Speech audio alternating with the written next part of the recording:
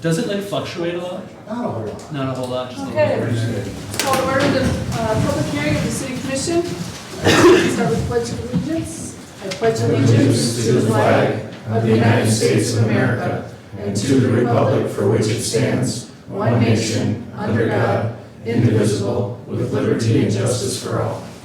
Roll call, please. Mary. Commissioner Wilkinson? Here? Commissioner Bird? Here. Commissioner Prunick? Here. Mayor Barry?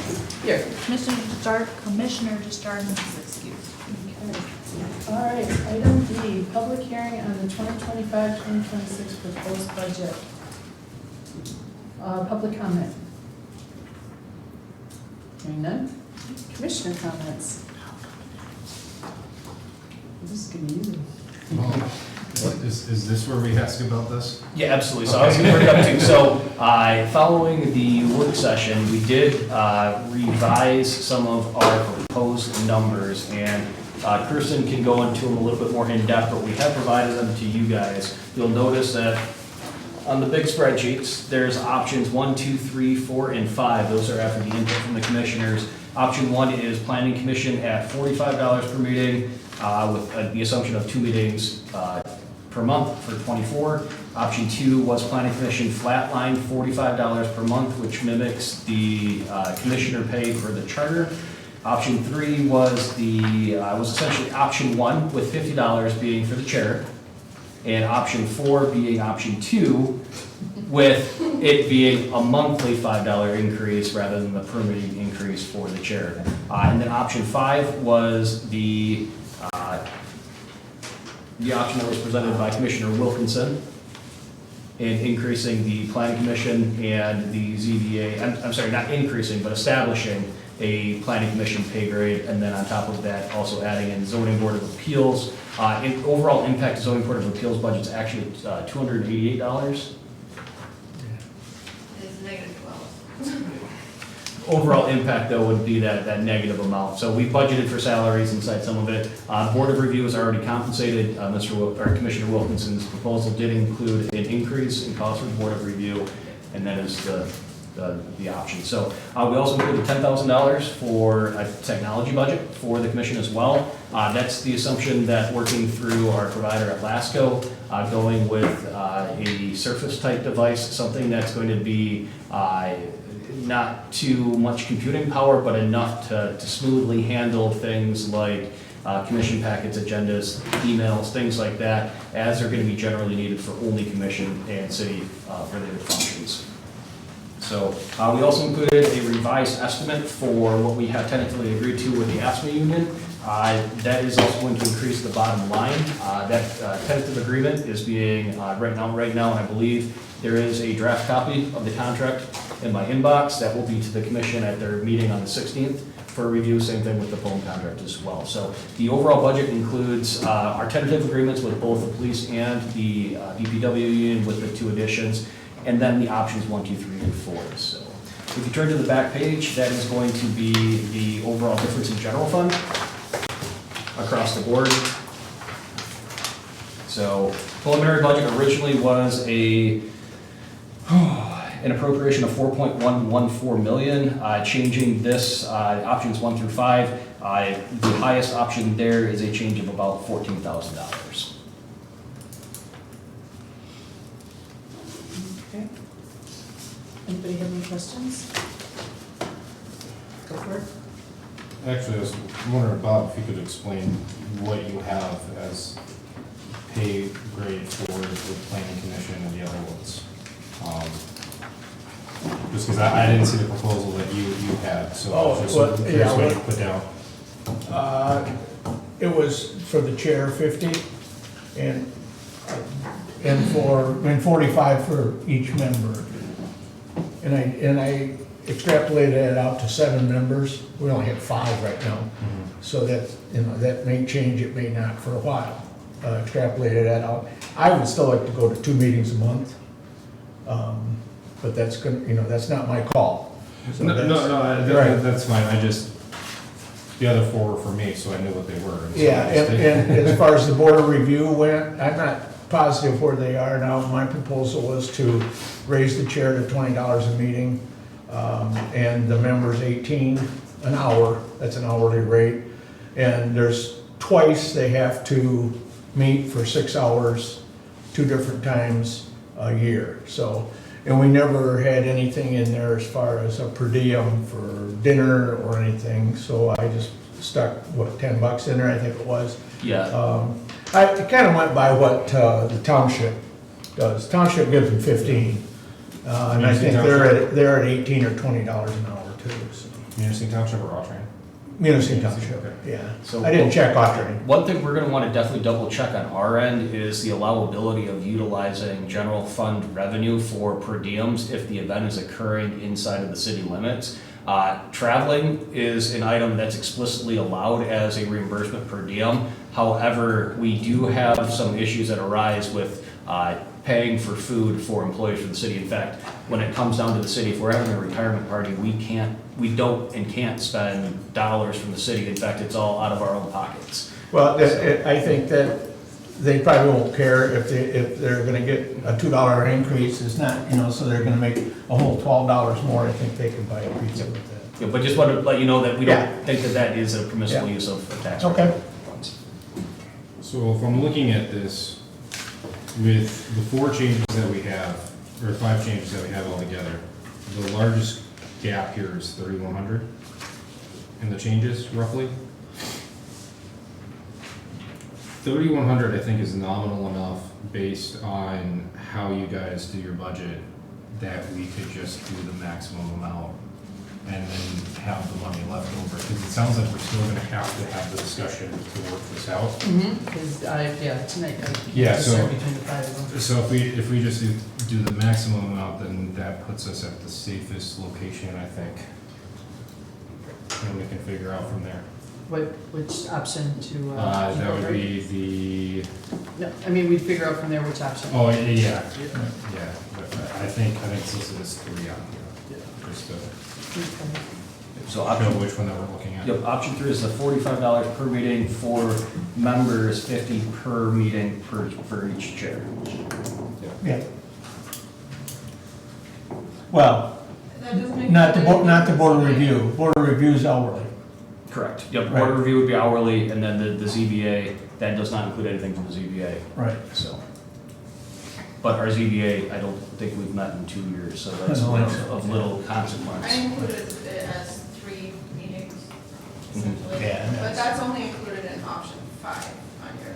Right, the way that this is broken down is that option 3 costs more than option 5, which is the other reason why I was looking at it, so. If we have to change that, do a budget amendment, I think that's pretty low key. Gives us some maximum amount of flexibility, if that's okay with you. I can put option 3 in there that doesn't put any money in there for the ZBA. You're looking at it as a whole number, but that's, the rest of the pages say Right. where the money is, so. Yeah, so inside of the ZBA department, which, because we are at departmental level budget, the ZBA per option 5, which is Commissioner Wilkinson's, board of review, we already budgeted $800 for salaries for next year. The one provided by Commissioner Wilkinson was actually $788, so we actually already budgeted to cover that amount. So that's of no actual consequence to the bottom line. In terms of the zoning board of appeals, we would be budgeting for about a $300 salary, $72 in employment fringes, and then we'd be maintaining our $2,000 for printing and publishing. So if you would like to be holistic in all of the boards, the planning commission would be option 3 with the addition of the zoning board of appeals payment schedule from option 5. And that would be, like I said, an extra $372. So we're looking at roughly 3,500.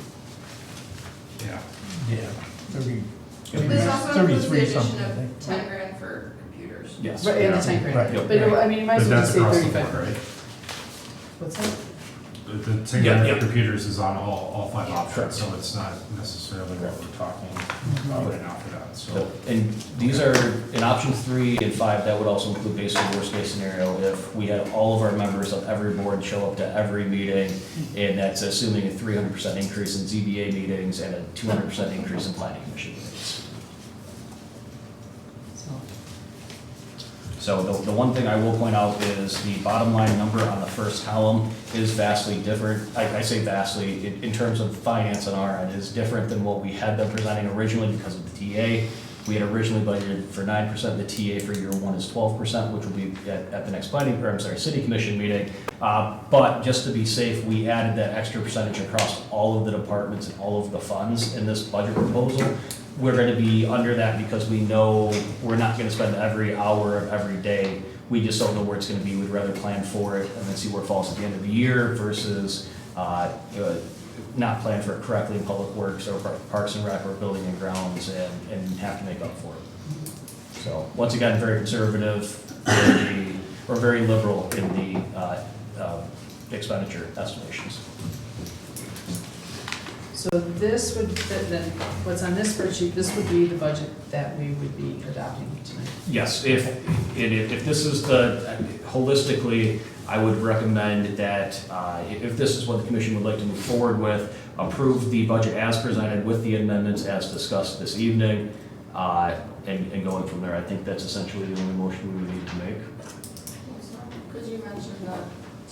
Yep, the TA, the $10,000 for technology, and then the compensation issues for board members. Okay. Does anybody else, excuse me, anybody else have any commissioner comments? All right, hearing none, let's move on to item 3, approved tax millage rate levied at 17.0139.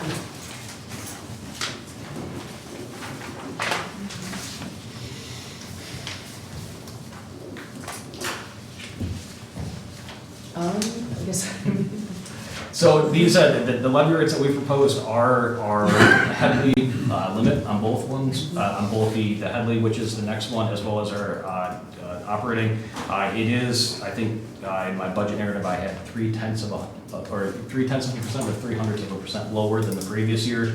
So the millage rate's actually decreasing once again, as proposed, and this is what we based our revenue estimates off of for ad valorem and personal property tax revenue. any questions? Okay, then entertain a motion to approve. Well, what are you looking for the motion on, the millage rates? The village rate, yep. Okay, I make a motion that we approve the tax millage of 17.0139 or over, and the Headley rate levied at 2.6071. We actually have to have two That's separate gonna be motions. separate. Oh, they gotta be Yeah, separate. they're separate line items. I'll support that. Okay. All right, it's been moved by Commissioner Wilkinson, supported by Commissioner Jordan to approve the tax millage rate levied at 17.0139. Any discussion? Hearing none, all those in favor? Aye. Any opposed? That motion is carried. All right, now you can do this. Now I'll make a motion that we approve the Headley rate levied at 2.6071. I'll support that one. Moved again by Commissioner Wilkinson, supported by Commissioner Birch to approve the Headley rate levy at 2.6071. Any more discussion? Hearing none, all those in favor? Aye. Opposed? That motion carries. All right, item 5, approve the fee schedule. Yes, the fee schedule contains only three significant changes for this year, 2 of them which are major. As always, this is where we set our water and sewer rates, our utility rates. Once again, the fund budgets that we have for those were projected to be an increase of the utility CPI, allowing our revenue to keep up with the cost of basically the price index increase for the operations of that. And then the second change would be also in parking tickets.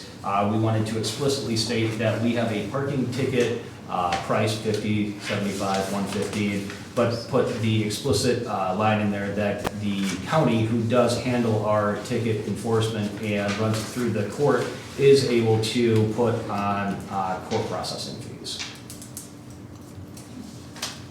Any questions on the changes? Has it always been calendar year? For, Parking tickets? And as far as I know, it has been the same thing. So we haven't changed anything in the parking ordinance since 2018. So these prices have been stagnant since then, so they've been carried over year to year. So, and then the only thing that matters is the overnight parking tickets during that 11:15 to 4:15, which is our winter parking ban. So this is actually a fiscal year, however, we specifically state our parking ban of being 11:15 to 4:15.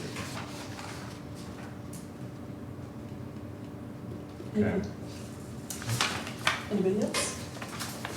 Okay, hearing none, I entertain a motion to approve the fee schedule. I'll make a motion to approve the fee schedule. Get support? I'll support. Moved by Commissioner Jordan, Sorry. Commissioner Prunick, supported by Commissioner Wilkinson to approve the fee schedule. Any more discussion? Hearing none, all those in favor? Aye. Any opposed? Motion carries. Okay, entertain a motion to close the public hearing. I make a motion to close the public hearing. No support. Moved by Commissioner Wilkinson, supported by Commissioner Burge to close the public hearing. Any more discussion? Hearing none, all those in favor? Any opposed? Public hearing is closed. Okay, item C, adopt proposed 2025-2026 budget resolution.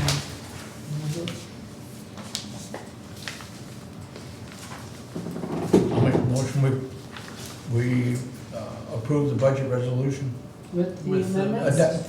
With the amendments, right, for 2025-2026. Support. Okay, moved by Commissioner Wilkinson, supported by Commissioner Prunick to approve the adopted proposed 2025-2026 budget resolution with the amendments that were presented. Any more discussion? Does that do it? Like, do we have to clarify the three with five added, or is it just good enough with the that's for this? I think it's. More of just a question of. No, I know formality, I think it's okay because we're going to have them in the budget. Okay, all right. So, all those in favor? All right, let's roll call. Roll call. Shoot, I knew that too. Commissioner Wilkinson, Aye. Commissioner Bird, Aye. Commissioner Prunick, Mayor Barry. Aye. Okay, you said it here. All right. Item D, capital improvement plan, 2025-2026. Yes, the Michigan Planning Enabling Act requires that the city of Munising and all municipalities maintain what's called a 6+1 capital improvement plan.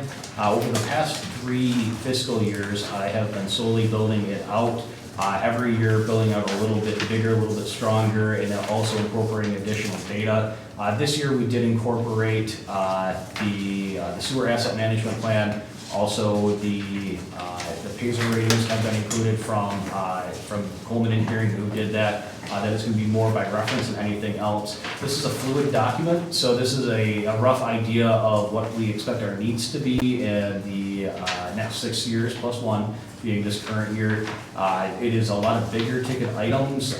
We're typically looking at any capital improvement over $10,000. That's going to be essentially an asset that can be depreciated. What we typically try to improve are put in the plan are anything from DPW truck replacements all the way to multi-million-dollar utility replacement projects, streets, roads. The plan itself, the narrative covers kind of the purview of the city and ways we can pay for those, whether it's revenue-backed bonds, general obligation bonds, ad valorem tax revenue, or operating budgets. The capital improvement plan itself, the spreadsheet, does include every department within the city, and then is also built out into some of our additional basically our motor pool and municipal building funds, even though they are not standalone. That includes things like paving improvements at DPW or even carpet improvements somewhere else if we needed it. The biggest thing that we'll be showing on this plan is going to be inside of the sewer treatment side. You will notice a very large number, and I believe year 27, 28, or 28, 29. That is what we're calling a headworks project. In all honesty and actuality, it is going to be a complete overhaul of our wastewater treatment plant. that has been needed, and we've identified it for the last 2+ years, looking at Ron as our wastewater superintendent as a need with things that have transpired the last 2 years, the huge cash demand for improvements being locally funded for digester replacements, UV upgrades due to Trojan UV no longer supporting our existing system, a number of improvements needing to be made. We did move that up since it is fluid and may begin the process as early as next month. Anything with a USDA funded project, it is not quick, it is not easy, and it is definitely not done overnight. So if we're budgeting for 27, 28, at this point, that is still reasonable. However, that is about as fast as it can be done. So that is a clear estimate. But at this point, with the way our finances are, there's a good possibility that we could be into grant funding at the USDA level for a sewer treatment project. That will have to be essentially fleshed out in probably 25, 26, or 26, 27 when we do if there were to be a final application made based on the findings at that time, and then also funding available through the USDA-RD. On this sheet, Devin, you have the 10 million for 2930, is it? Yep. Okay. So the 2930, like I said, that's a conservative. It was originally, we were thinking easily 30, 31-ish. Our intent at this point is as we close and get to bid on the current project, which is a Washington Street project, as soon as we get to that phase, start once again, and I'm looking at Gary because Gary has been helping us with these incredibly lengthy applications, but begin the next application and preliminary project aspects of that next Hyperlux project. Then like I said, 24 months is reasonable in terms of start to finish turnaround on where you think you will be in terms of an offer letter, letters of condition for the company.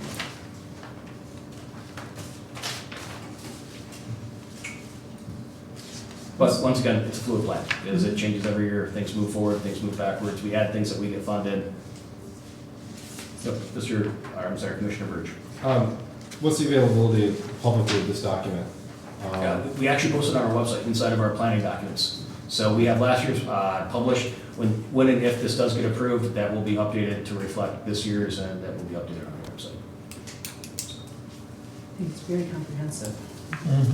So the only thing that is not included in this is, in fact, today, one of the new Pullman employees was able to get us an estimate and kind of a scope of work for local road projects over the next few years. This upcoming year, we have a Cemetery Hill, Grand Street, and the 3 to 500 blocks of Superior. We're also looking at some preventative maintenance projects, and they were nice enough to be able to put together future preventative maintenance projects that could be bundled for cost savings over the next 3 to 5 years as well. And that would be incorporated too in terms of incorporated by reference.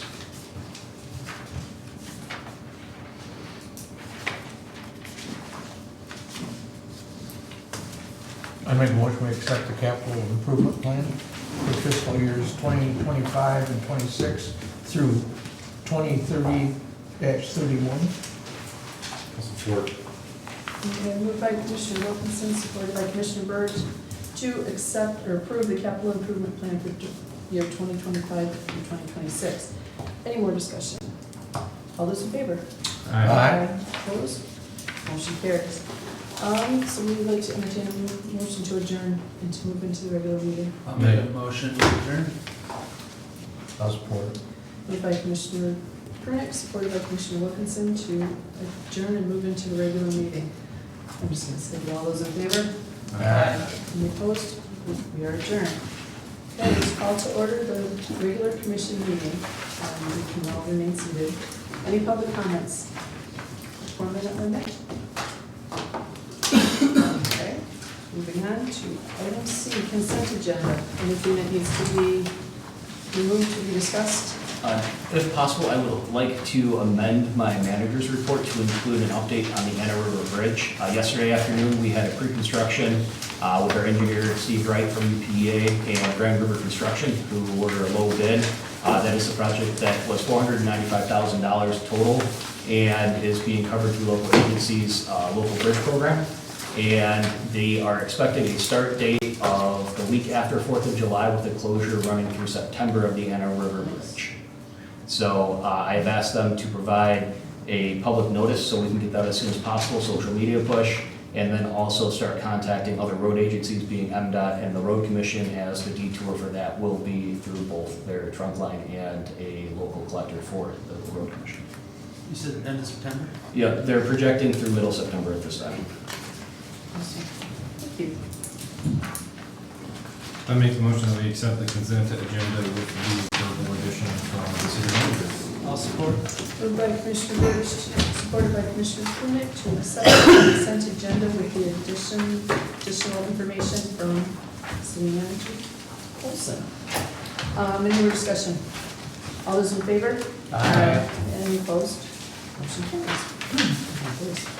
All right, on to new business. Jesse Webster, Bay Shore Marina seasonal dock package issue. Do you want to say? Hi, I'm Jesse Ake. Recently, we got passed over on our dock slip down at the marina. The reason why we got passed over is because the letter was sent to the wrong address, and they didn't make any attempt to contact us until it was too late. So I feel like we got treated unfairly, and we like our dock slip back. It was sent to 7960 Carmery Road, our address is 7760, right? So it must have went to somebody else's house. I don't know what happened to it from there, but we didn't get it, and we have, there's evidence right here that this is what they used. I don't know how it got sent, or it got written down as 7760. We've lived there for 16 years. Anyway, so we'd like our dock slip back. We feel like they're got treated unfairly there. There's plenty of, this is the thing from 2024. There's plenty of other phone numbers that somebody could have called us. There's an email address. There's lots of information that they could have used and they didn't. So. Well, it's my understanding, just from talking with you, Jesse, and with staff, that this is what was picked up. It was picked up as 7960, and that was what it was sent to. Nothing was returned, so it must have been delivered to somebody else's residence. 7960. But it really, I feel it's not the city's responsibility to contact you if. That's what they've always done that in the past, and even Marquette, other marinas do it. Like if somebody doesn't re-sign up for their slip, there's usually a phone call made, right? There's some type of investigation. They don't just pass over you and give it to the next person. Well, and just after talking with staff, it was last year you did contact the city Wanting a new form, and then they, and then they emailed, that's when they emailed you, Right. but I don't believe it's city practice, or I guess practice is the best word I can think of right now, to do the courtesy calls mainly because of So what is the practice? just how, what has happened in the past. It's the letters are sent out in early March and with the contract, and it's due back by the end of April. And And if you send it to the wrong address, there's no. we don't know that though. That, I mean, the staff doesn't know that at the time. It's Well, we don't know it either. I know, and well, then, in all due respect, you have had this slip for quite a few years. And so, well, how many years have you had the slip? 8 years, So, 10 years. okay, and the policy as far as, or the practice as far as when these slips are due, when the contracts are due, hasn't changed, I don't believe. Is there policies and procedures in place, like There- written? They're not required. Policies are not required in No this case. procedures, written procedures, nothing? I have to say no, there's no procedures. The only thing we have is, was that? Can you please clarify Yes, that? yep, so our past practice, we don't have policies and procedures for every simple item that we do here at City Hall. Our past practice has been to send the notices out, I believe the first week of March. I think they were sent out as a bulk mailing in March 3rd to all of the previous individuals. The addresses were taken from previous contracts from the prior year, which is the most recent information we have for many people, because not everybody at Marina is inside of the city. So we use the previous contract as the contact information. We make that mailing out. The mailing is explicit that it is due no later than the due date, and that due date has not changed in my tenure. So that has been our past practice. Why do you collect emails? In case we need to contact you if we have anything that's gonna be your boat sinking, or we have an emergency contract, yes, is that there, it's not just for the contract, it's actually for us to retain for emergency contact, for anything that could be an issue.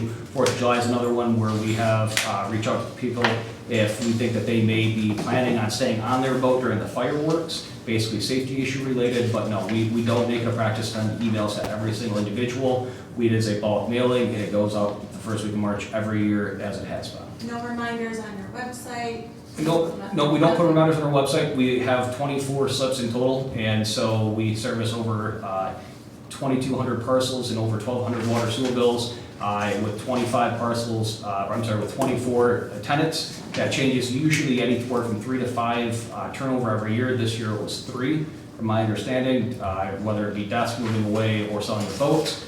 So nothing out of the ordinary came up at City Hall this year. So we did everything by our past practice.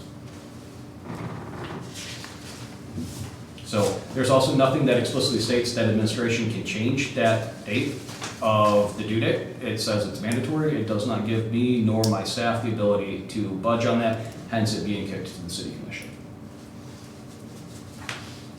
But we didn't get the letter, so we didn't. I still think it's unfair because we never got the letter, right? If it was that important, I don't know, send it certified or something. Don't you think?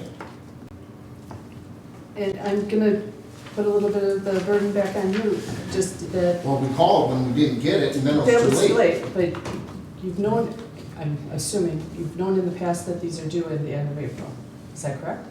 No, I don't know when it's due. Did, When we get the letter and. I didn't know there was like a set date. It could change down there because there's no policies or practices or procedures. So, I mean, it could change, and sounds like they used to get courtesy calls and they've chosen not to now.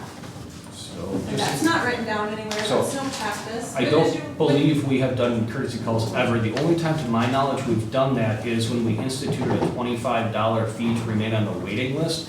We made contacts with individuals on the waiting list to notify them that our waiting list method changed and that there was going to be a $25 fee instituted. To my knowledge, that's the only time we have made courtesy calls. Lisa mentioned that you said that you were no longer to give courtesy calls, meaning like that you had done it in the past.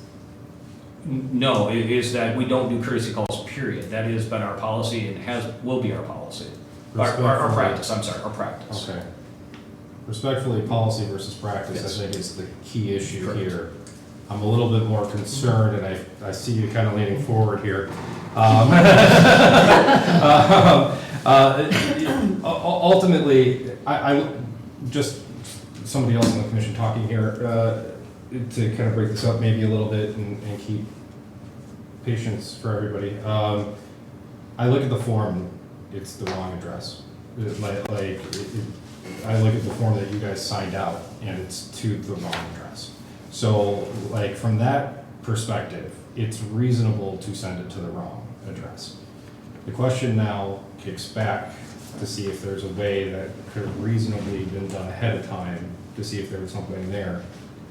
I'm not 100% comfortable with this practice, because that's kind of just saying this is the way that we've always done it, and we go from there, and we have nothing to actually reference back besides institutionalized knowledge.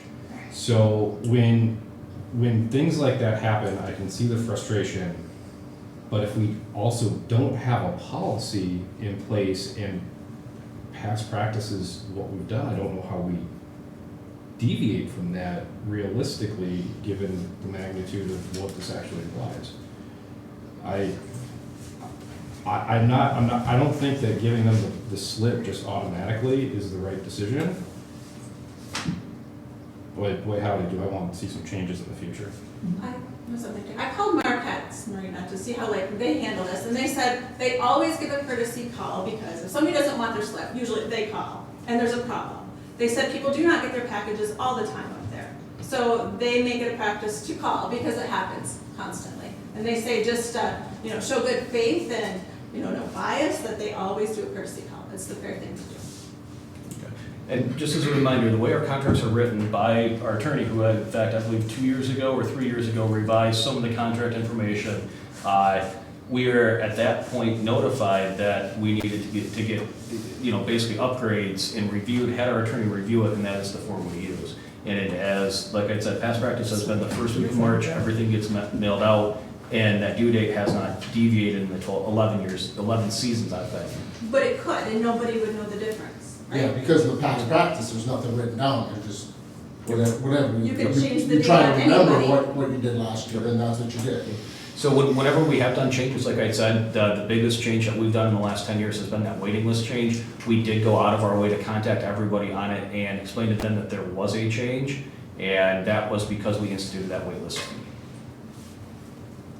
So if there are changes made to the plan, we will go out of our way to make contact with individuals if So something is. what does the wait list have to do with us? Well, the question came up about courtesy calls being made, and the only time we've made For courtesy. people who already have.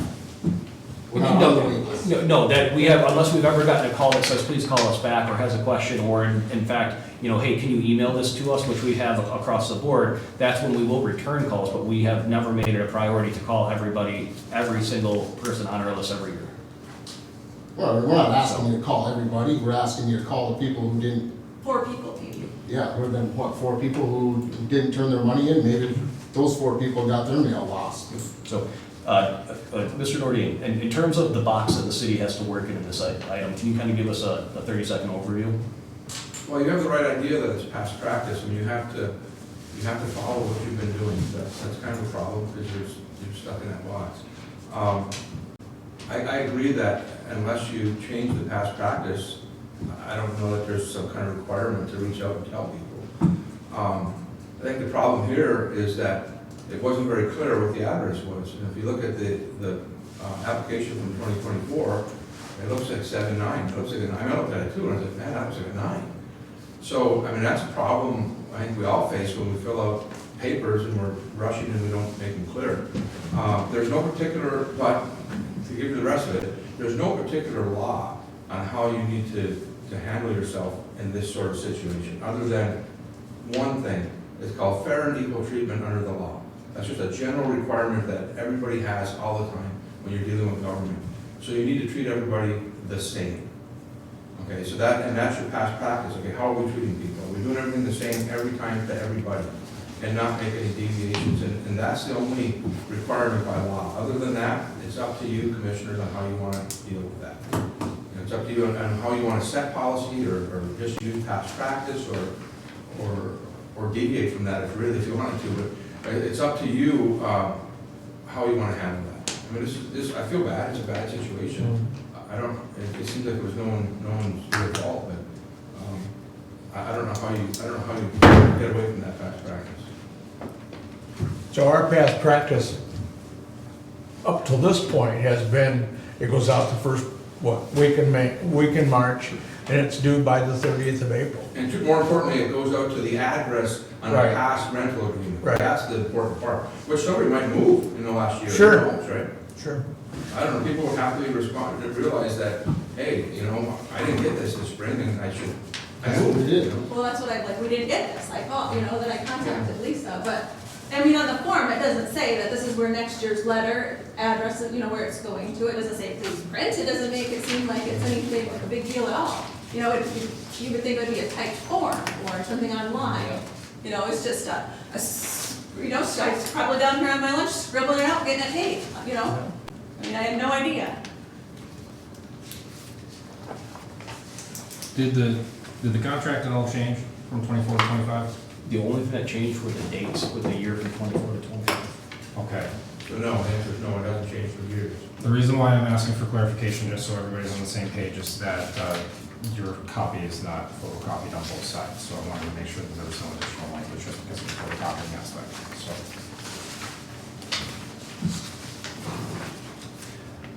And I believe the reason we had Attorney Nordine review it was because we had some people on our waiting list claim that we were making exceptions for individuals, and we needed to lock it down to make sure that the due dates were explicit, and hence that's why I think they got bolded and they got underlined in places, because we were being accused of not standing by our practice from waiting listing.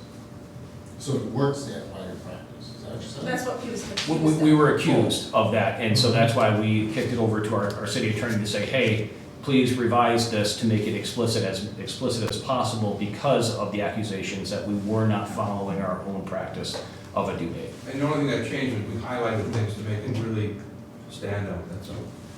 So there's a lot of room for error here in our practice, and, it's 2025, these things can all be done, online fairly cheaply, Google Forms, you can even do a Google Forms document for free. I mean, things need to be updated, and you can't change past practice without doing updates. Maybe it's time to update. And to answer your question, yeah, this board has the ability to change their practice if they want. Unfortunately, that's something, prospectively, going forward. So, Yeah, we can make the policy Do whatever we going want. forward, make the changes whatever we want. And I But would that probably. doesn't help them at Right, this point. yeah, because I'm looking at this and there's one thing that is not related to the circumstance that I don't like in this contract. But because it's not related, we can bring it next time. Yeah, so to this discussion, we have to figure out if we want to give a pass because we think that we're going to change it in the future. And that's we're now getting into the ethical aspects of this instead of the contractual Or aspects. even if you don't give it back to us this year, could we get back on for next year? Or, I mean, do we really have to get back on the bottom of the list? I mean, we were on that list too before. We waited a long time, to get to the top of that list. Since that question has been phrased, can we have them be moved to first of the waiting list without getting into problems, or would that cause a whole separate issue? I would kick that to Attorney Nordine to see if that fits in the fair and equitable. I don't think you can put them on the top of the list. I think you have two choices here tonight. One is to say, this is our past practice, and we're just not gonna deviate. Or that you are gonna deviate and say there are special circumstances. That's up to you, really. That's a decision by you commissioners. You're treading on thin ice if you're deviating. But again, I'm not saying you can't. I'm saying that's up to you. This is largely a political decision. What if there was a clerical error? Would you make somebody go through the same process? I mean, this is stressful. Yeah, what if it was on your side? And you would admit it. I mean, I feel like you wouldn't admit it, probably, but what if it was? So typically we actually do, if we have clerical errors, we, number one, will own up to them, and then also on top of that, when we go through and do our investigation, which was reviewing all of the documents, which I also You would've emailed said- to you guys, and we found that we had made an error, I would probably contact our attorney and say, hey, it is apparent that we, through this investigation, found that we made an error at no fault of the second party, and get his recommendation on what to do there. However, with our investigation and reviewing of documents, we cannot find anywhere where we deviated from past practice at the administrative level. And that's why that is getting kicked to the city commission. Yeah, but I think also, we didn't know your practice. We didn't know where you were going, it's like, how are we to know your past practice? It's not written anywhere, it's not on any of these forms. And I was filling them out. It is on the contracts, and it's been on the contracts for many years now, that the due date has always been I the didn't know where April you got the 30th. address. Never did I know. Your form does not say that. It does not say please print. It is not a type form. Whatever. It does not say in the form that that's where we get the address from.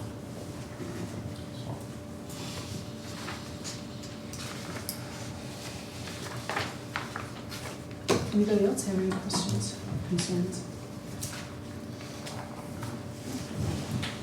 Okay, vote. I would call for a vote. Or a motion.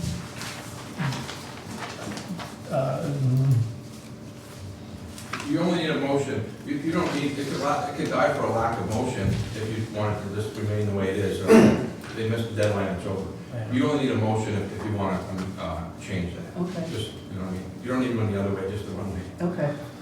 so. I'm still thinking. Yeah. Yeah, I'm one for So- not having great handwriting, that's for sure, but I definitely don't want to be, So is it possible that that 9 could have gotten changed, or that 7 could have gotten changed to a 9 by somebody else? I will say, There's always- I'm not- I know it's Well, no, I don't think so. No, I mean, who would have, Nobody's gonna alter a contract. For what purpose? There's no purpose for to it. tamper with the system, your past practice, No one's so gonna that the do next that. person comes on the list. Comes off the list who's been reading, Is there? because if you is look there at the city- 9, Is there employees of the it's city? a box here? 9. If you look at this 9 down here, it looks more like this one, looks more like a 7. Oh, I looked at the 9 on the cell number, and it doesn't look like anything. So I'm looking at 3 different 9s, 4 different 9s on last year's For some, it's like contract. a 4. So I don't see that, I don't see any reason or any change at all on that, and I certainly don't see that it's 7760, but that's, No one's going to alter your application. But I would just say that there's no evidence that says Right. that Well, that is the okay. case, Well, just to be as there's always very a- straightforward as possible. Courtesy call would, Yeah, courtesy call would make, Alleviate nobody that. could ever say that somebody would alter the application, you know? That would protect you guys also, or, you know, the city employees. If I was a city employee and I was on that waiting list, I would be like, no, you call them. You know, because I don't want them to think that we aren't being fair. bottom line is, it's just good business, don't you think? Rather than treat somebody unfairly and step over them, when you could have just picked up a phone call and said, hey, are you in or out? Nope, bro, we're in, whatever it is. You know? It's unfortunate, this is it's a perfect storm.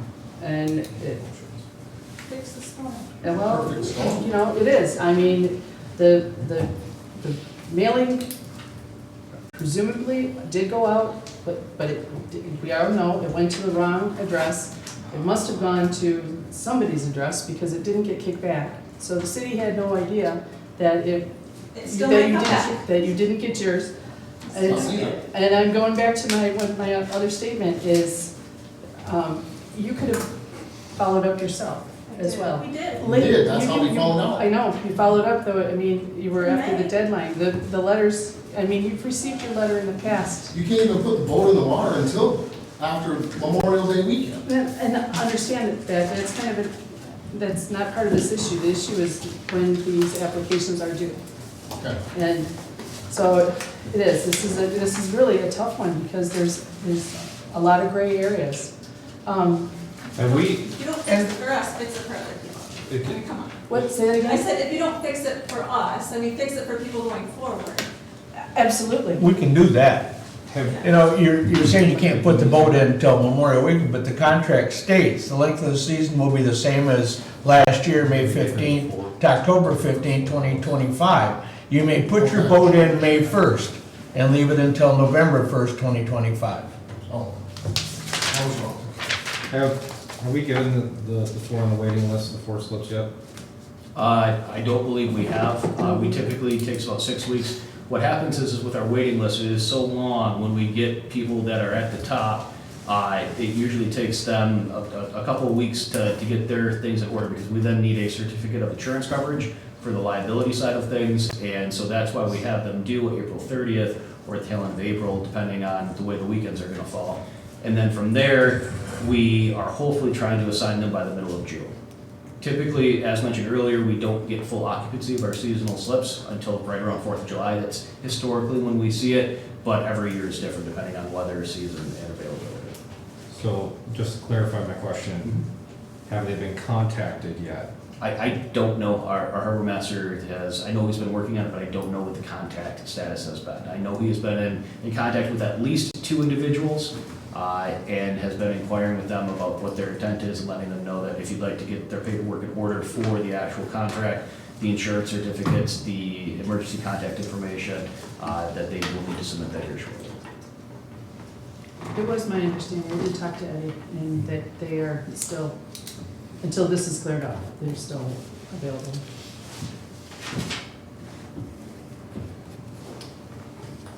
I'll make the motion that we deviate and allow them to keep the slip.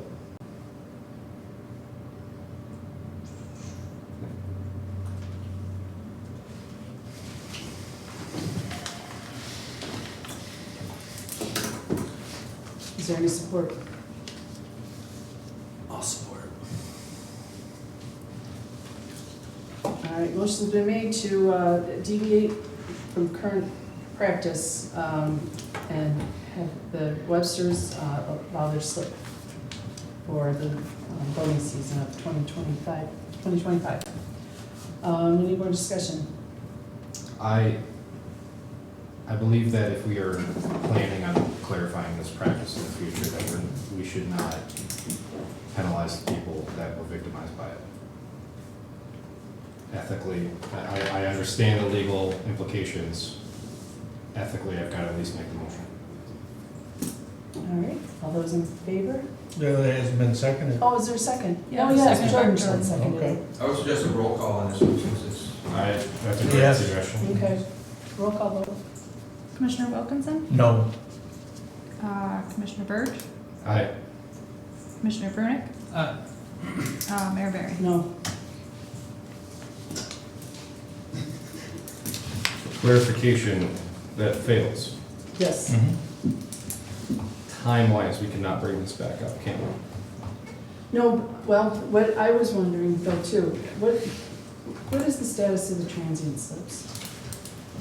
Is there any, So our transients are all done via contacting the harbor master. The transient slips, the majority of them are on the floating docks, and due to the federal limitations on the U.S. Fish and Wildlife funding, we do have to maintain a 14-day period maximum. So it's a little bit different. We cannot use our transients as seasonal slippage. Ever? Does that change? I thought I heard. I believe it's 30 years 30 years? from the Oh. contract of 2017, so sometime around 2050. Oh. How many slips are there floating down?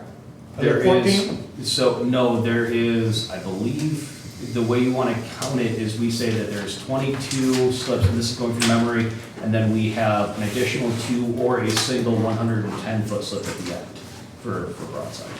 But we only have to keep 14 for transient? No, that entire floating dock has to remain transient. So that project used state waterways funding for the portion that was disallowed by Fish and Wildlife. okay, One other quick question, Sure. I'm sorry. no. What constitutes transient? So. 2 weeks? Yep, so anything less than 14 days At one time or total for the season? at one time. So So they could utilize the transient slips.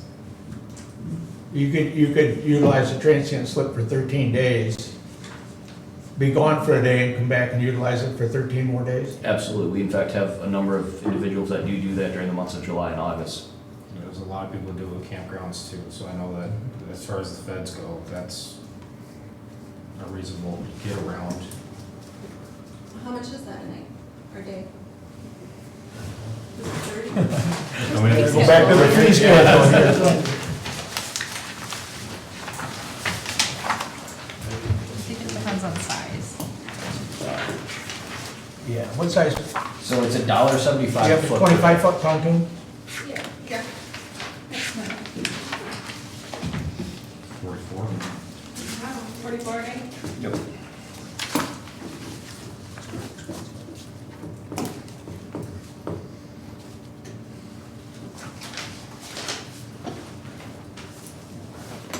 So that would be 44 days this upcoming season.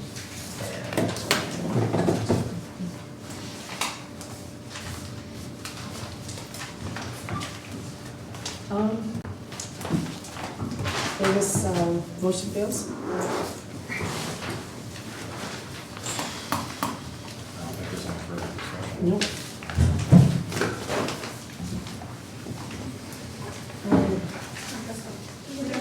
Item 2, Pantera invoice for playground at Browns Edition in the amount of $51,007. Yes, this is the second and final invoice for the Browns Edition Playground.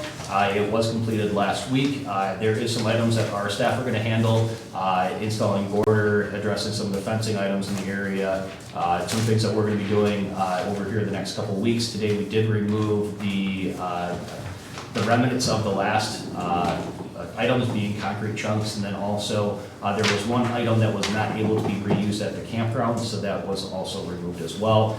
There was an excess of engineered wood chips that were delivered. In fact, if you'll notice, there's an extreme amount of wood chips at Brown's Edition with still extra. So our staff actually brought the remaining wood chips out to the campground where the play equipment had been reinstalled, and Pat Garrity and his team will be spraying those chips there. So I would recommend that the invoice be paid.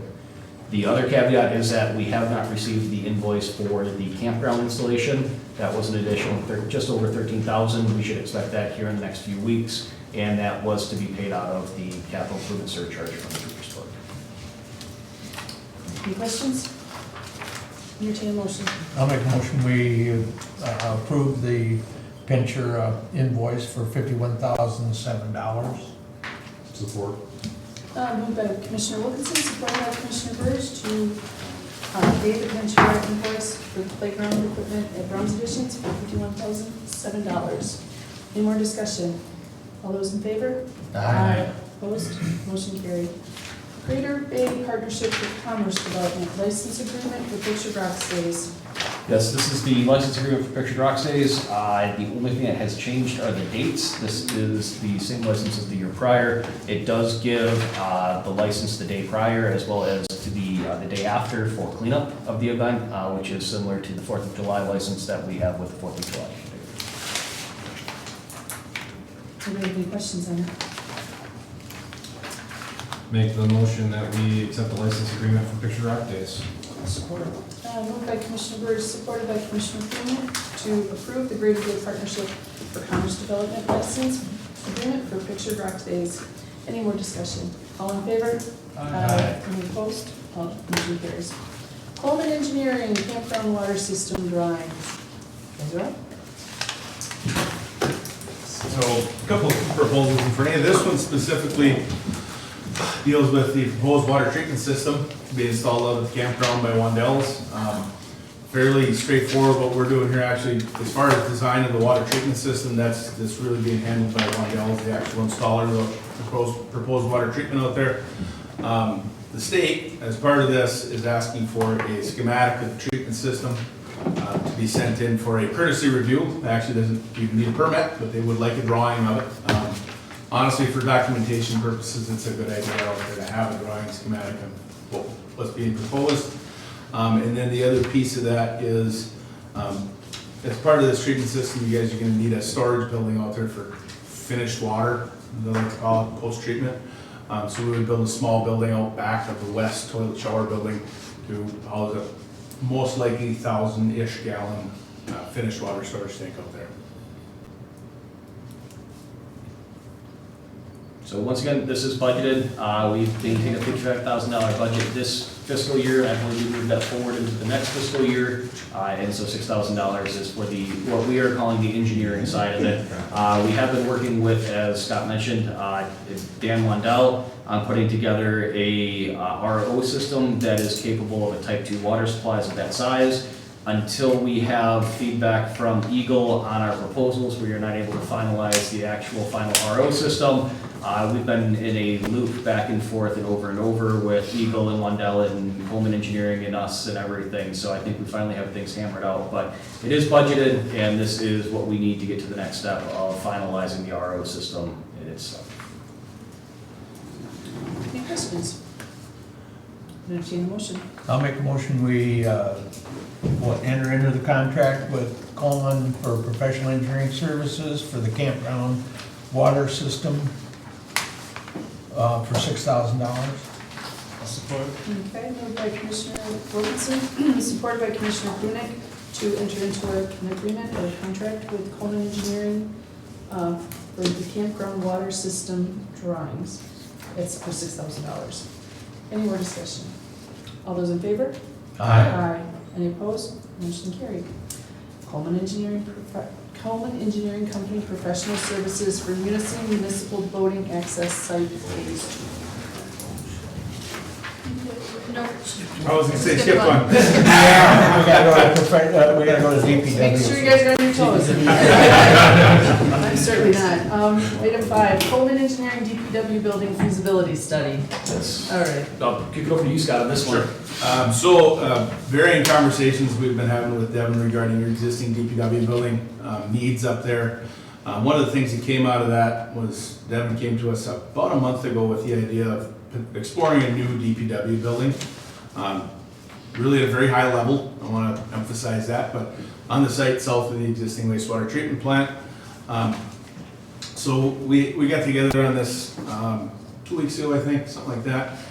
What the proposal in front of you is for is preliminary planning. What would a DPW building look like? What are your needs? How big of a building does it need to be to fit in there? How many offices? How many bathrooms?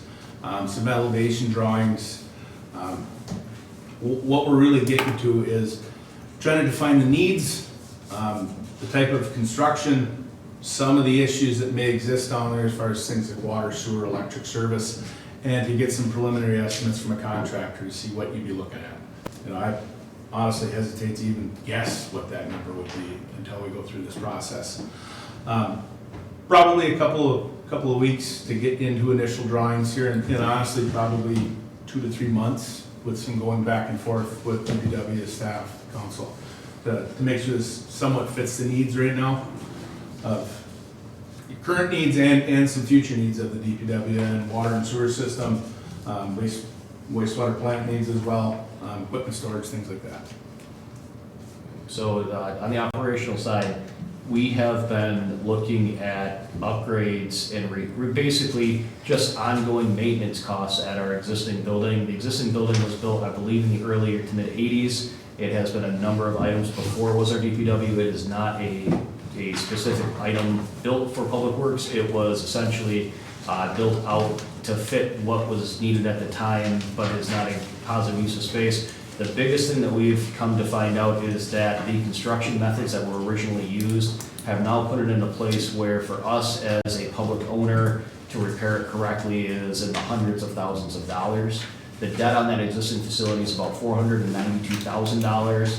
In preliminary talks with individuals who are in the construction world, looking at existing buildings of that size would be in the millions. So we believe that there is a marketability of our existing facility. Sorry. There's a marketability of our existing facility to make it zero sum with our debt, and then on top of that, potential some actual cash money for putting towards a new DPW facility. The other operational item is the fact that we are now currently paying for all of our plows to run up and down, fully loaded and unloaded down the hill. The cost of fuel, the cost of labor, having it about 4.5 miles outside of the furthest point in town by road is not a good location for us in terms of the long term for our equipment. And moving to the wastewater plant creates a centralized location for city facilities. It would put all operating facilities for the city within less than a 1 mile radius and would allow our plowing, which is one of our larger functions, to be centralized inside the city of Munising with salt storage and everything there. It is an item that is, as Scott mentioned, a very high-level review at this point. We wanted to examine the possibility of the cost implications of building a built-to-suit DPW building, the efficiencies that come with that, and then on top of that, the debt item is that we feel as though our existing facility is marketable enough to at least clear out the remaining debt on the structure. So this is just basically a feasibility study. Yeah, For and what we're gonna do or what you can do. yeah, and as I want to make sure I'm clear on the deliverable here. Floor plans would be a big one. Floor plans, elevation drawings, enough limited structural information that a contractor could look at this and give you a good idea of what you're looking at here, not just $100 a square foot or whatever the number. Something better than that. There's a lot of steps. I want to be clear that you'll see there's some assumptions in there. Geotechnical work, soil borings, that'd be step 2, right? I mean, very briefly after you decide if this is workable. No. Site survey, actually talking to a bunch of the utilities about things. There's a lot, it's a long road, but this is step one.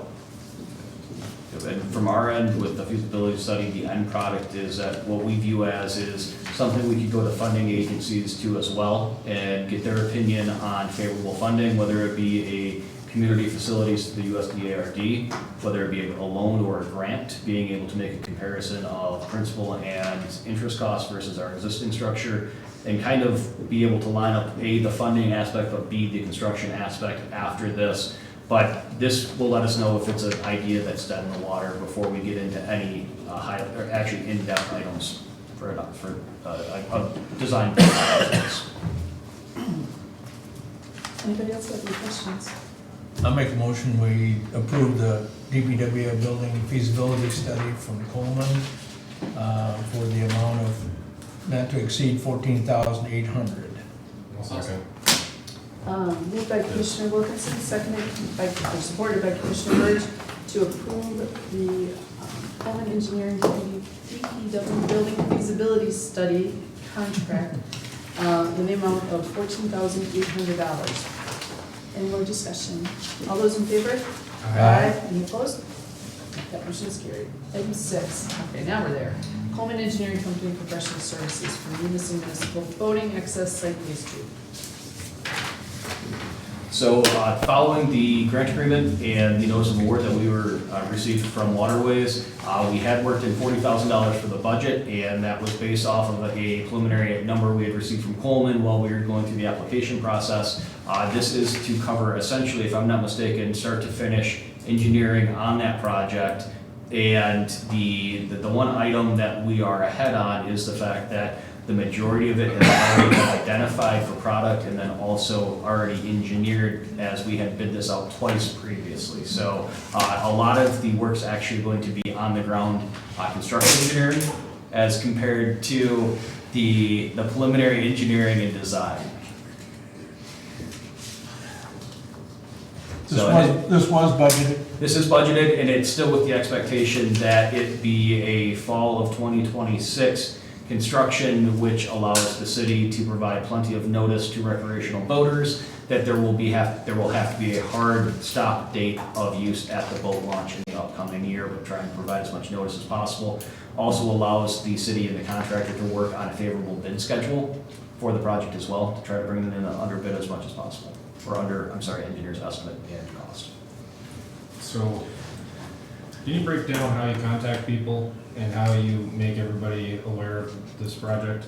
Ooh, I don't know who the best person to ask is on this, so. I might bounce that back to Devin. Yeah, so typically, and I'm gonna use Washington Street as an example. Next year, when we have a date set with the contractor, what we will do is we will do direct mailings to everybody that lives on Washington Street and Sandpoint Road.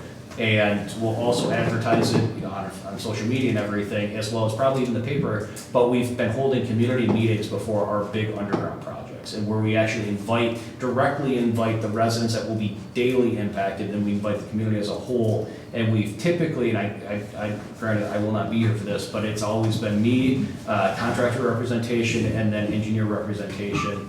Go over the project, the intent of the project, why are we doing it, and then also the financing. And then from there, we get a little bit more into the nitty-gritty of how is this going to impact your day-to-day life, and then also providing usually direct contact information for project inspectors, and then anybody on the contractor side that would be a direct contact for issues. In this scenario, this is going to be a little bit more of a social media push. I don't necessarily think a public meeting is going to be needed, and that would be my assumption, just because it's going to be the launch area with docks. Very straightforward project. The biggest thing is getting it out to people outside of the city that come and utilize our in-city facility, which is also the majority of the revenue of that facility, letting them know with as much notice as possible that to plan accordingly, essentially. And that's why I wanted to bring this up, is that, there are random Facebook groups, I know with boating, I'm not in any of those, with snowmobiling, the networking for that is immense. And we kind of talked about it a little bit in our interviews. There's a difference between stakeholders in the city of Munising and residents. And while I think that the notification for everybody that's going to be impacted on a daily basis, the people that are paying for this are not necessarily getting contacted in a way that's efficient. Obviously, it's not enough to say no to this project, but it's probably something that's gonna need a little bit of extra love and tender care to kind of make sure that this is more efficient and maybe experiment on new ways to reach out to the public on social media. A sign at the boat launch first thing in the spring too. That's Saving the dates. I mean, best place to get the locals that use it is at it, right? Yeah. The other thing, and I will point this out, I mean, it's a big boat launch. Could you leave one slip open in there?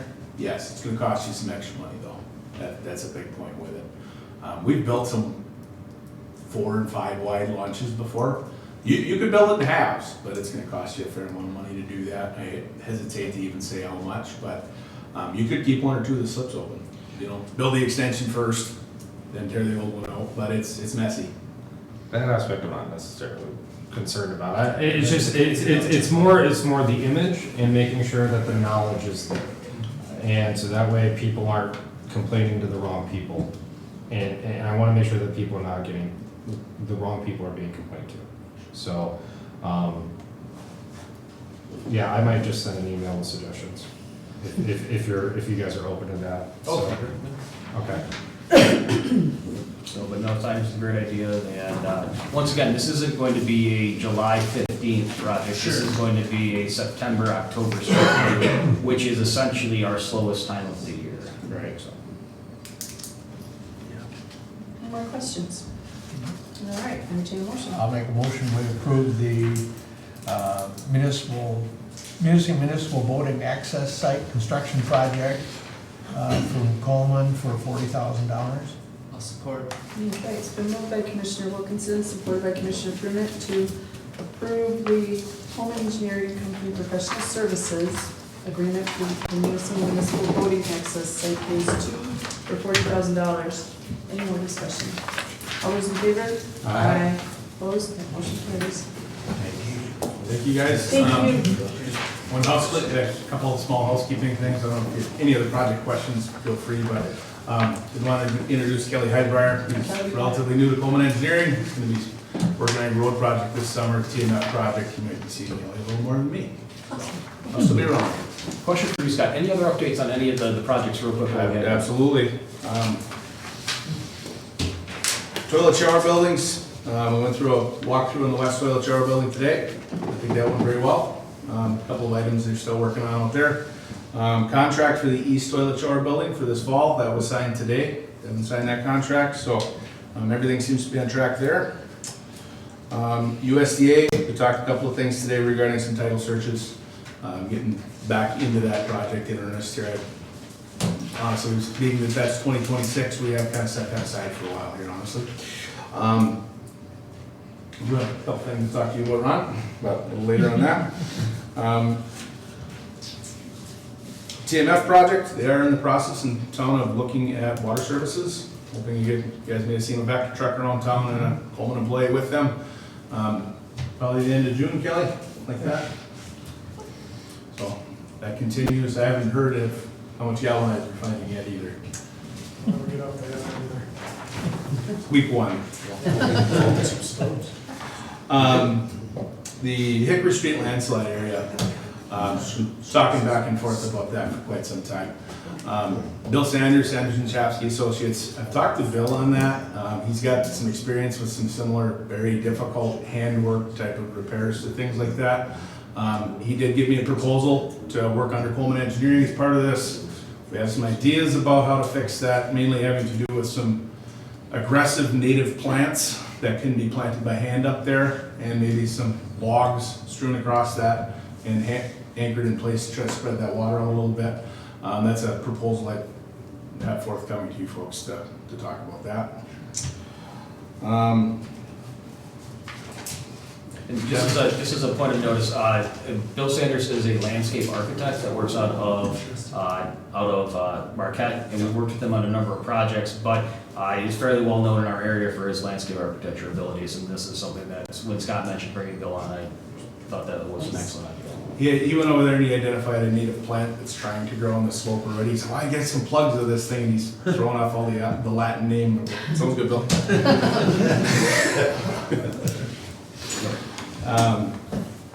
Drinking water revolving fund, our application to EGO for water service replacement money. That is officially submitted. Going through a couple of motions, Devin's gonna send an email on that here, but waiting for project priority list to be published by the state in the month of September at this point to get. Got a couple more points, so I'm feeling pretty good about that. What was the other ones? Preventative maintenance project at Cemetery Hill. There's a proposed schedule on Cemetery Hill, Superior and Grand, just after the 4th of July.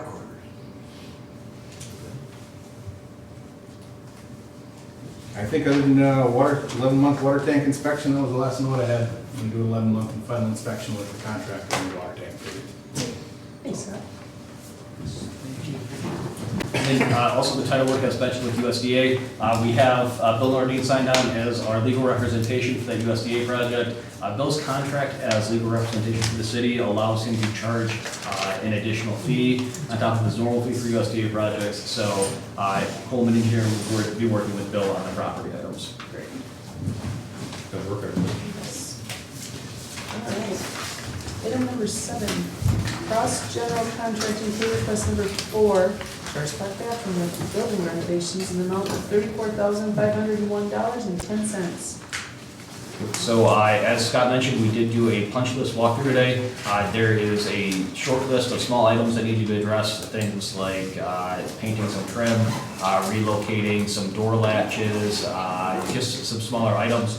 We are going to try to have the building online here in the next week or so and be doing a fixture test of all the new plumbing fixtures, but for the most part, the substantial completion is relatively attainable at this point, with it still being at or ahead of schedule for final completion. Any questions? If none, I entertain a motion to pay that bill. I'll make a motion to pay, cross general contracting for, pay request number 4, Terrace Park bathroom building renovations for $34,541.10. I'll support. Okay, moved by Commissioner Prunick, supported by Commissioner Birch to pay cross general contracting their pay request number 4 for the Church Park bathroom buildings renovations for $34,504.10. Any more discussion? All those in favor? Aye. Opposed? That motion carries. Accept the gravel bid. We need, You know, did I do it again? we gotta go to 8. I'm getting punchy. Stupid effects. That's a long agenda. Okay, license agreement, Eldred Parks and Rec concert in the park. Any changes? Only changes this year are the dates, with the first concert occurring on June 17th, final concert occurring on August 26th. Any questions? It's pretty straightforward. I make the motion that we accept the license agreement with Alva Parks and Rec for Concert Park. I'll support it. Okay, moved by Commissioner Bird, supported by Commissioner Prunick to approve the license agreement for Eldred Parks and Rec recreation concert in the park. Any discussion, any more discussion? All those in favor? Aye. Opposed? Hearing none, that motion carries. Okay, 9, accept and award the gravel bids. I make the motion that we accept the bids Oh. for. You gotta put them on file first. Yeah, were you doing that? Yeah. I'm sorry. No, that's okay. So I'll rephrase to make it clear. I make the motion that we put the bids on file. There we go, thank you. Accept the board. All right, moved by Commissioner Burris, supported by Commissioner Prunick to accept bids and place them on file. So we have reached out to a number of contractors and requested they provide a quote for, based on, and I will say, based on yards, for delivery of quantities to St. Martin's Hill and H58 split between our Anna River and Converse Road. H58, it has been 3 years since our last project there with that brainstorm. that we had in late May. We need to do some shoulder work there. At this point, we have also done an emergency purchase of some of the gravel already so we can preserve that road bed. We are currently trying to track down a shoulder machine, which is an item, basically a type of machinery used to specifically add gravel to the shoulder. The majority of this gravel is for St. Martin's Hill. Once again, rainstorm pretty much took what little gravel was left off that road. We did have our public works staff install 2 additional culverts at locations in the area up there. This would be for a re-graveling of that road. We did also put this into the budget for next year for that 1,150 yards to St. Martin's Hill. We did include 2, as you'll notice, 2 items from L&K Farms. They had provided an original quote at $23 per ton. When asked for clarification, they did clarify it at $23 per yard. So there's 2 quotes from L&K, that is the difference, just a clarification. My recommendation would be low bid at $23 per yard to L&K. L&K Farms, in parentheses, Levi Forest.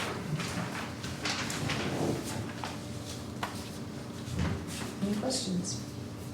I'd make a motion, I have a question first. Clark, and it's minimal. On L&K Farms bid, it's $23 per yard.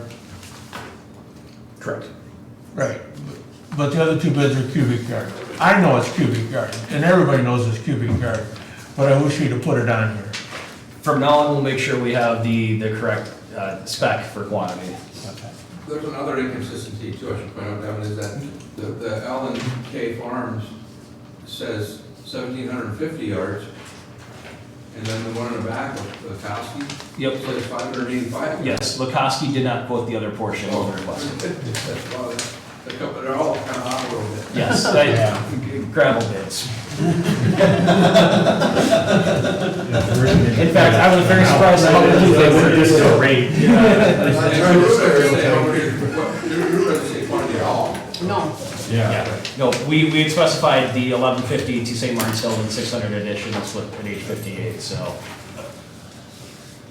So I'll make the motion, we award the bid to L&K Farms for the amount of $23 per cubic yard. I'll support.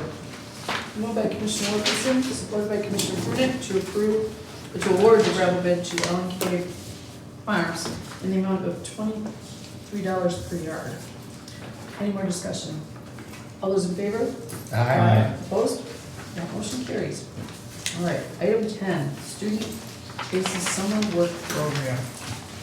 I was contacted a few weeks back by Kyra Thorpe from Marisa. She had requested that we explore a partnership with them in allowing them to operate a work program on behalf of the city of Munising. Essentially, it would be a small number of students, and they would have a mentor with them at all times. They would essentially be doing some work throughout the city, yet to be determined, but would be in the scope of walking through the park, making sure everything's clean, potentially washing windows. Very simple functions, a couple hours a week as outlined, two days per week, 3-hour shifts per day, starting in June, ending in August 11th. And then I also asked that they provide a proposal to the commission that also goes over the compensation being covered by Marisa, the supervision being a job coach provided by Marisa, and basically anything else that would be an item of concern. They are covered under the workers' compensation and the general liability insurance of Marisa during their operations on city property.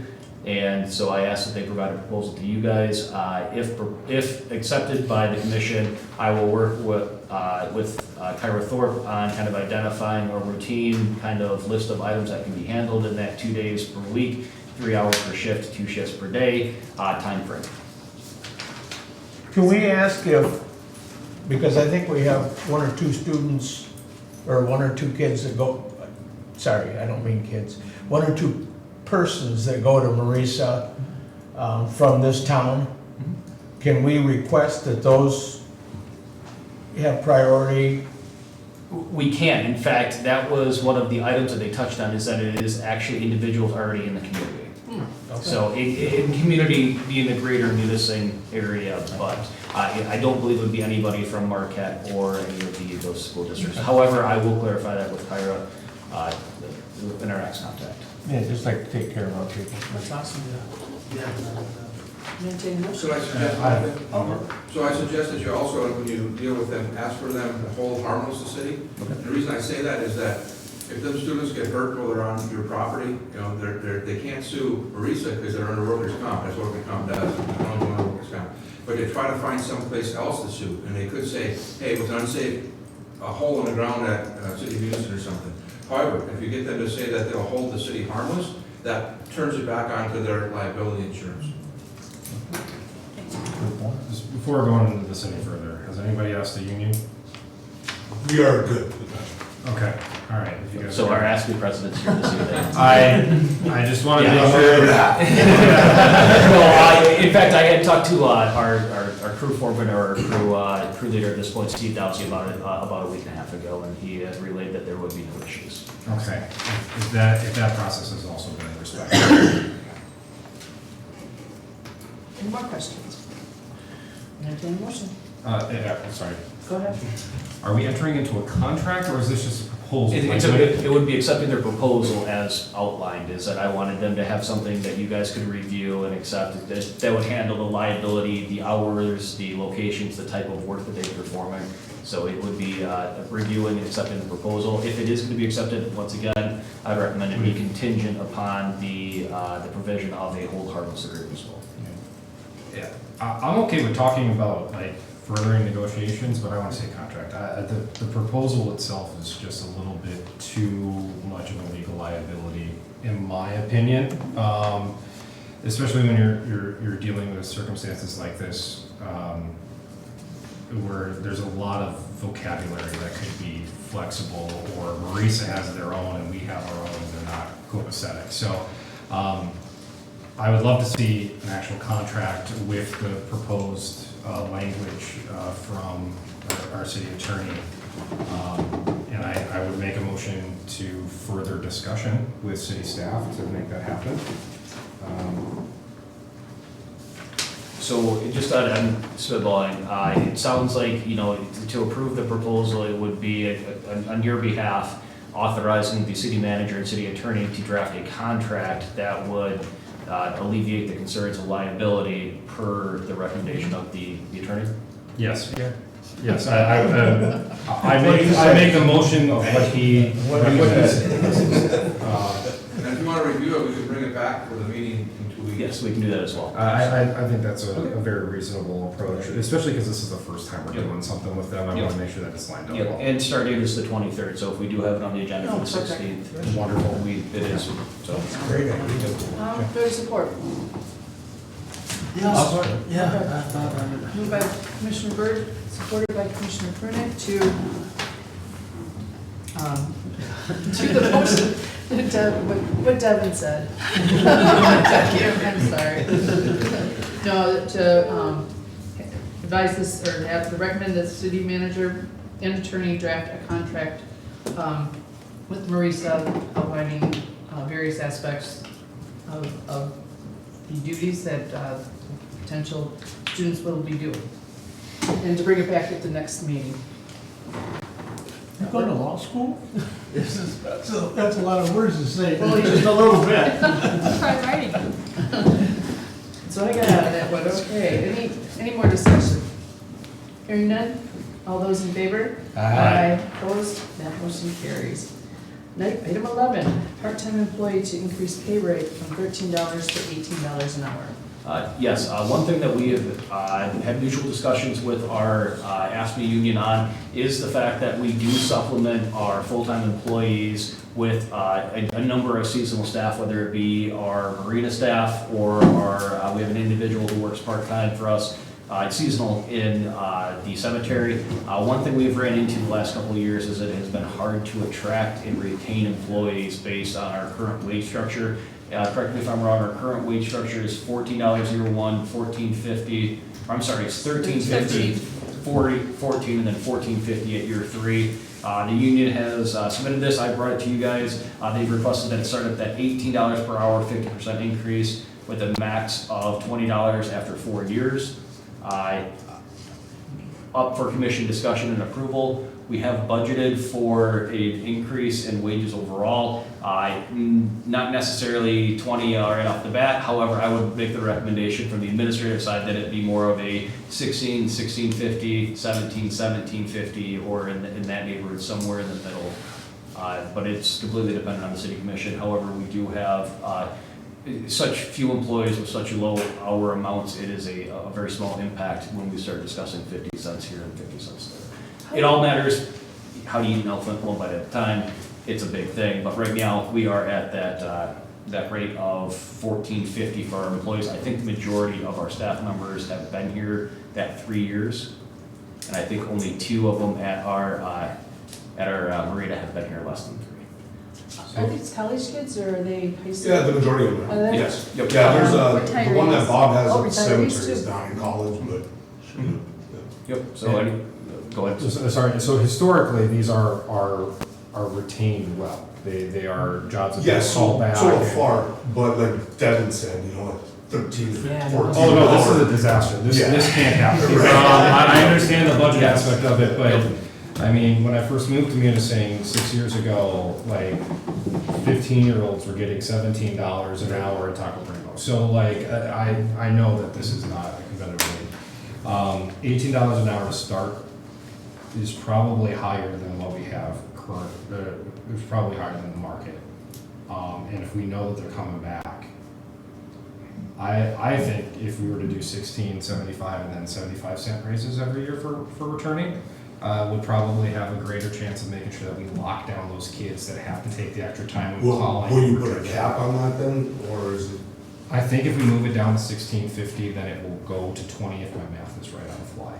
If someone wants to You check said me on 16. Well, if you're gonna go to 1675 for 4 years, it'd be 1975, just Darn at close. $20. It'd be pretty close if we started a little bit lower and then made the raises for that. I think that's a very medium rate. I think that works. Okay. So how many part-time employees are you talking about? We have one part-time employee who works roughly 40 hours a week during the summer months at the cemetery. We have what we essentially have a floater position at the wastewater treatment plant. They do anything from mowing the lawn for the wastewater treatment plant to painting fire hydrants. They would be returning, I believe, for their 3rd year. The cemetery individual would be year 3 or 4. And then at our marina, we have John Sabella, who has been with us, I want to say, going on 6 or 7 years. He does about 40 hours a week. He's actually our primary employee down there during the summer months. We have him backed up by Rick Newell, who retired from the school a couple of years ago. He is a little bit more of a do-all for everything at the marina, along with our harbor master. And then we typically supplement every year with 1 or 2 additional employees.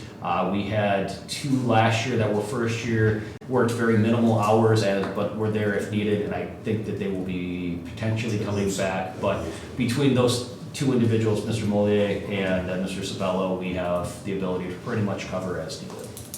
So that would be, I'm sorry, 5. 5, we have 5. I had to think it out. And then just for my further clarification on this, when you're saying that with a max, when you're asking a max after 4 years, is that 4 years of renewal, or is that? So I would it's say start and yes. then 1, 2, 3, 4? I would say Or yes. is it 1, 2, 3, 4? Okay, so it's Yeah. start then 1, 2, So, 3, 4. yeah, you're 1675, next year you're 1750. Yeah, so it can't would stop it would come out to and come back. 1675, 1750, 1825, 1975. Right. So I think that makes the math work for everybody, I'm seeing a lot of nods. Yep. so I No, think that's, yes. that's, So, well, okay. it comes out the same, but it's Yeah, spread over a little. That's a fair. okay.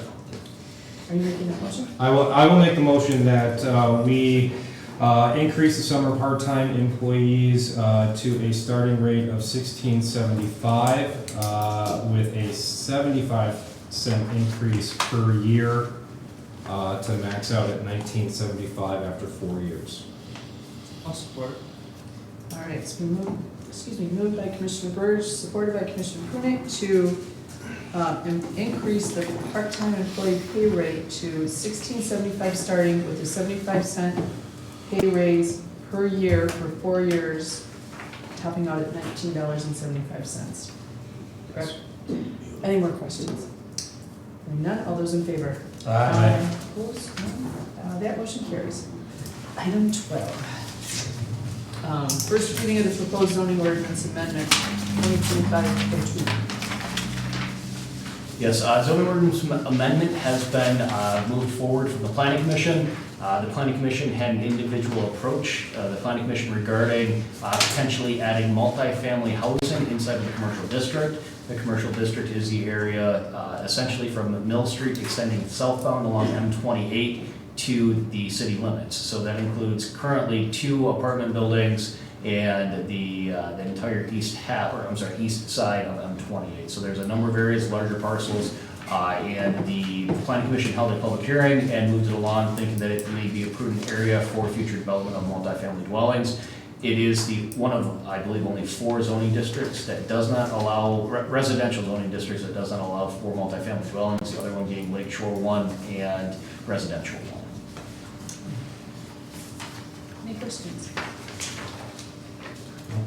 So if approved tonight for a first reading, we will not be able to publish in time for a public hearing and the subsequent approval of that for the 6th meeting on the 16th. We would be looking at the next one being the public notice being submitted for a public hearing on Wednesday, July 2nd, which would be the first meeting of next fiscal year. Hearing no questions, do I entertain a motion to approve the first reading and get that public hearing scheduled? Make a motion. I'll make a motion that we accept the first reading of the proposed zoning ordinance amendment 2025-02. I'll support. Moved by Commissioner Birch, supported by Commissioner Wilkinson to approve the first reading of the proposed zoning ordinance amendment 2025-02 with a public hearing scheduled for Wednesday, July 2nd. Any more discussion? Hearing none. All those in favor? Aye. Any opposed? That motion carries. Item E, public comment. Is there no? I'm sorry. All right. I'll make a motion to adjourn.